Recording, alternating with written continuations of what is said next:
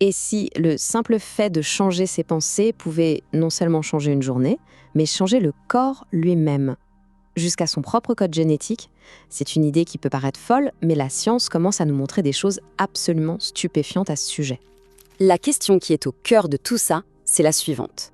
Est-ce qu'en consacrant à peine 30 minutes par jour à un travail intérieur, il serait possible de déclencher des changements biologiques profonds, durables? C'est ce qu'on va explorer ensemble. Bon, alors, entrons directement dans le vif du sujet. Tout commence avec une expérience toute simple en apparence, mais dont les résultats sont, eux, tout sauf ordinaires. L'idée de base, c'était de vérifier si un changement d'état émotionnel pouvait avoir un impact physique qu'on peut mesurer. Alors voilà le protocole d'une simplicité presque déconcertante. On a pris 120 personnes et on leur a demandé de faire un exercice pendant seulement 10 minutes, 3 fois par jour. Et le but, c'était juste d'échanger consciemment des émotions de survie, vous savez, la peur, la frustration, contre des émotions qu'on qualifie d'élevées, la gratitude, l'appréciation. Et le résultat? Alors là, accrochez-vous.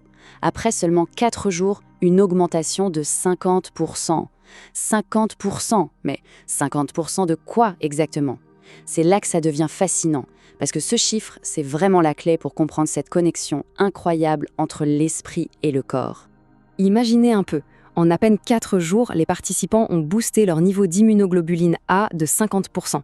Alors l'immunoglobuline A, pour faire simple, c'est la première ligne de défense de notre corps contre les bactéries et les virus. Autrement dit, leur état d'esprit a directement, physiquement, renforcé leur bouclier immunitaire. C'est énorme. Et cette citation, elle résume tout parfaitement. Quand on est stressé ou qu'on a peur, notre système immunitaire il se met en veille. Pourquoi? Parce que toute l'énergie est dirigée vers l'extérieur pour gérer une menace supposée. Mais à l'inverse, en cultivant des émotions positives, on redirige cette énergie vers l'intérieur, pour la croissance, la réparation. C'est déjà assez incroyable comme ça, mais ça soulève une question encore plus vertigineuse. Si nos émotions peuvent renforcer notre système immunitaire, jusqu'où va cette influence? Est-ce qu'elles peuvent aller encore plus loin, jusqu'à dialoguer avec l'expression même de nos gènes? Et là, on entre dans un territoire encore plus fascinant. L'idée qui se dessine, c'est une idée radicale. Et si on n'était pas condamné par nos gènes? Et si on pouvait en fait en devenir les architectes? En seulement 4 jours de cette pratique, des analyses sur 7500 régulations géniques ont montré des changements, mais incroyables. Des gènes qui suppriment la croissance des tumeurs se sont activés. Des gènes qui stimulent les cellules souches pour réparer les tissus abîmés ont été boostés. Le gène de la neurogenèse, c'est-à-dire la création de nouveaux neurones, a été activé. Le corps a littéralement commencé à lancer son propre programme de guérison et de rajeunissement, juste de l'intérieur. Le point central, il est là. Ce que ces recherches suggèrent, c'est qu'on a un pouvoir direct sur notre propre biologie. En changeant notre état intérieur, on envoie littéralement de nouvelles instructions à nos cellules. D'accord, mais comment c'est possible? C'est quoi le mécanisme scientifique qui permet à une émotion de parler à un gène? Eh bien, la réponse, elle se trouve dans une branche de la science qu'on appelle l'épigénétique. L'épigénétique, en gros, nous dit que c'est l'environnement qui envoie un signal au gène. Et c'est quoi le produit final d'une expérience qu'on vit dans notre environnement? C'est une émotion. Les émotions, c'est donc le langage que le corps utilise pour traduire nos expériences en instructions biologiques. C'est un concept tout simple, mais en même temps tellement profond. Si une personne vit constamment dans des émotions de survie, le stress, la peur, la colère, elle signale sans arrêt au même gène de s'activer. Et ça crée le terrain biologique pour les maladies chroniques. Mais si cette même personne arrive à cultiver des émotions élevées, eh bien elle commence à signaler à de nouveaux gènes de s'activer, les gènes de la santé, de l'équilibre. La science, les données, c'est une chose, mais ce qui rend toutes ces idées vraiment puissantes, ce sont les histoires.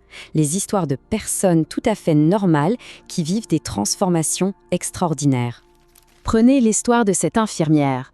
Elle a eu un AVC sur son nerf optique, ce qui l'a laissée avec une vision extrêmement limitée. 1 an plus tard, le pronostic des médecins était sans appel. Sa condition était permanente, il fallait apprendre à vivre avec. Et puis, lors d'un séminaire d'1 semaine, pendant une méditation, elle a commencé à sentir une chaleur, un crépitement dans sa tête. Face à ça, à l'inconnu, elle avait 2 choix, soit avoir peur, se crisper, soit lâcher prise et s'abandonner complètement à l'expérience. Elle a choisi la 2e option. Et ce qui s'est passé juste après est stupéfiant. Après s'être totalement abandonnée à cette sensation, elle a ouvert les yeux et elle pouvait voir. Parfaitement. Avec ses propres mots, elle a dit « c'était comme si on avait rallumé la lumière ». Et attention, ce n'était pas juste une impression subjective. La preuve est là, irréfutable. Le lundi suivant le séminaire, elle est retournée faire un scanner. Le premier, celui d'avant, montrait clairement des zones noires, des dommages sur le nerf optique. Le nouveau scanner, plus rien. Plus une seule tache.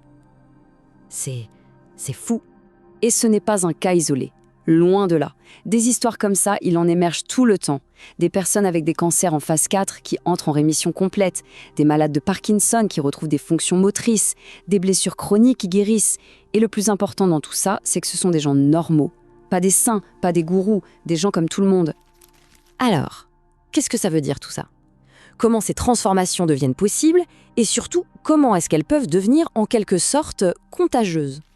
Le point crucial, c'est que la preuve, ça change les croyances. Quand une personne dans une salle voit quelqu'un qui lui ressemble accomplir quelque chose de soi-disant impossible, une nouvelle porte s'ouvre dans son esprit.